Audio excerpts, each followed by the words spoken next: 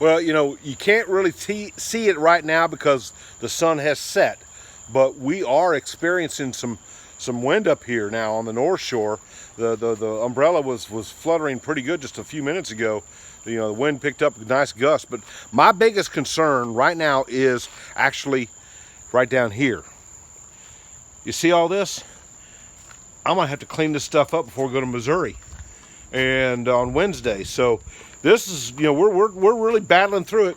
You can see my wind chime blowing around a little bit there, so it's concerning. We're hunkering down. I've only got like 42 beers in the fridge. God help us all. Hashtag never forget.